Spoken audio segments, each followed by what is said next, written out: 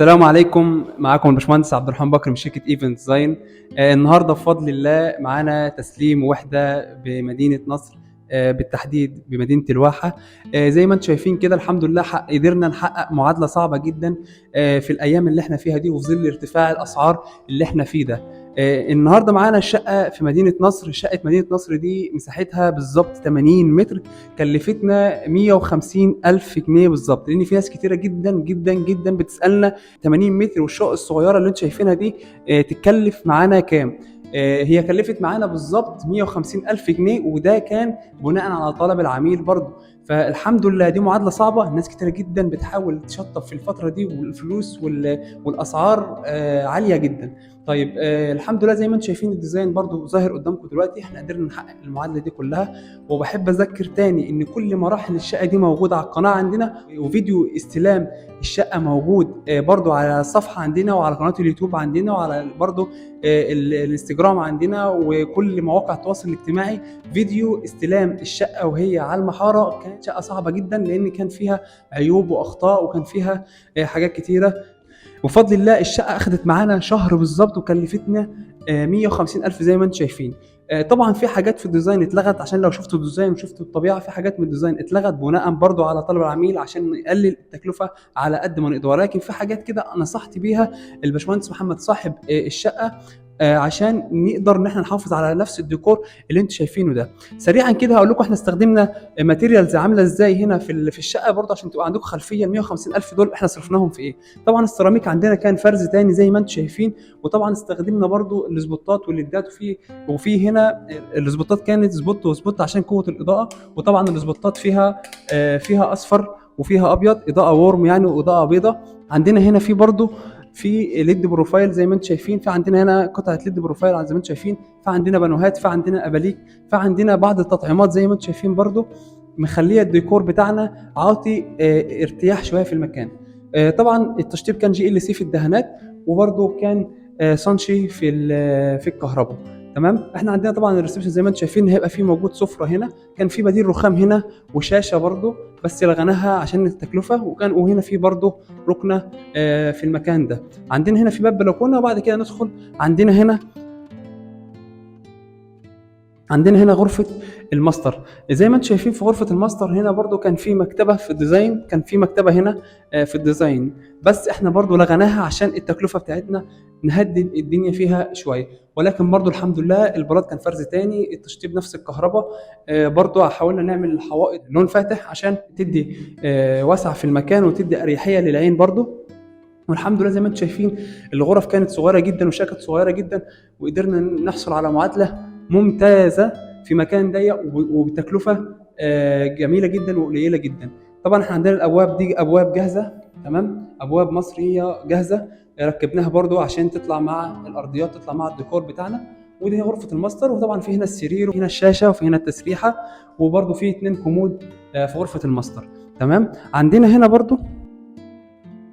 هنا الطرقه فيها برضو كورنيشه خفيفه كده، كان برضو تقليلا للتكلفه قدرنا ان احنا نزين الطرقه بالذات بكورنيشه خفيفه عشان ما نحطش فيها جبسون بورد ونعلي السعر علينا اكتر واكتر. حطينا برضو زاويه ستانلس كده عشان نشيك الابواب على الزاويه دي برضو تطلع مع الديكور بتاعنا. تمام. عندنا هنا برضو في السيراميك المطبخ قدرنا ان احنا برضو، اكيد انتم شايفين الديزاين دلوقتي قدامكم، ولكن احنا قدرنا في سيراميك المطبخ ان احنا نعمل حاجه برضو فرز تاني، ولكن برضو اخترنا الاشكال تبقى هاديه وتبقى قليله، مفيش ديكور عالي، عشان نعرف نستغل المساحه على قد ما نقدر. طبعا الجنب ده كله هو فيه الرخامه بالجنب ده حرف ال، المكان هنا ضيق، فما عرفناش نحط وحدات هنا وهنا، ما عرفناش نحط وحدات هنا وهنا، فعملنا وحدات هنا بس. الجنب ده كله ما فيش فيه اي حاجه، الرخامه تبقى حرف ال زي ما انتم شايفين كده. في هنا عندنا حوض وغساله وتمام، والبوتاجاز مكانه هنا. برضو قدرنا ان احنا نحط جبسون بورد فوق احمر للمطبخ عشان نقدر نوزع الاضاءات بالشكل ده. وزي ما انتم شايفين كده الاسبوتات جايه في جنب عشان هنا بيبقى في وحدات مطبخ برضو. تمام. لو جينا دخلنا لو كنا دخلنا على الحمام برضو، الحمام بنفس شكل الباب برضو زي ما انتم شايفين، ولكن برضو باب مصري تمام بنفس الديكور بتاعنا. قدرنا برضو ان احنا نشطب الحمام تشطيب خفيف سلس جميل.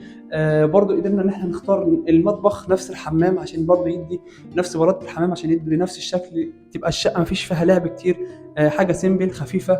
الباب مطعم الدنيا معانا برضو. التشطيب السباكه كان تشطيب مصري، في نفس الوقت برضو بسعر هادي جدا عشان التكلفه بتاعتنا، ولكن برضو ادانا في الاخر حاجه ممتازه. عندنا هنا برضو في مرايه تمام، وبرضو توزيع الاسبوتات كان عندنا هنا جبسن بورد حطيناه عشان نقدر نوزع الاسبوتات براحتنا برضو في الجبس. ممكن كنا نقدر برضو نحط ليد بروفايل هنا، بس التكلفه ما سمحتش بكده كامكانيات يعني. عندنا برضو باب الغرف كلها زي ما انتم شايفين نفس الباب تمام. دي غرفة الأطفال، هي الشقة عبارة عن غرفتين وحمام ومطبخ وطرقة وصالة. دي غرفة أطفال تمام بالسرير واحد بس حطيناها هنا تمام. برضو احنا عندنا هنا مكان للدولاب، عشان كده خلينا الاسبوتات في جنب كده بعيد عن الدولاب، لان في نقطه ناس كتيره بتخطئ فيها انك تحط الاسبوتات فوق الدولاب.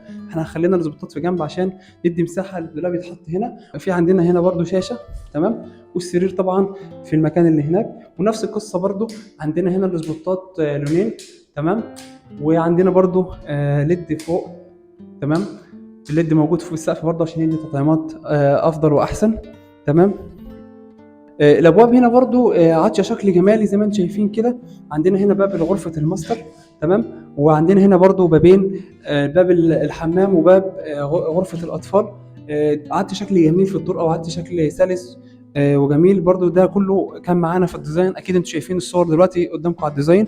الشقه هنا كانت تكلفتها الحمد لله كانت قليله، وكانت تحدي صعب. الحمد لله قدرنا ان احنا نوفق بين التكلفه القليله وندي شكل كبير وواسع وهادي.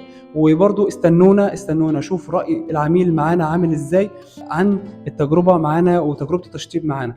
بفضل الله قدرنا نحقق ان احنا نرضي العميل، قدرنا ان احنا نعمل حاجه كويسه بتكلفه قليله، وقدرنا برضو ان احنا نشتغل كلنا ونجتهد عشان ربنا يكرمنا قدام. استنوا شوفونا باذن الله في الحاجات اللي جايه افضل وافضل وبمستويات اعلى، وفي مستويات اقل برضو لو حابين، او على حسب امكانيات العميل احنا بنشتغل. كان معكم الباشمهندس عبد الرحمن بكر، في امان الله.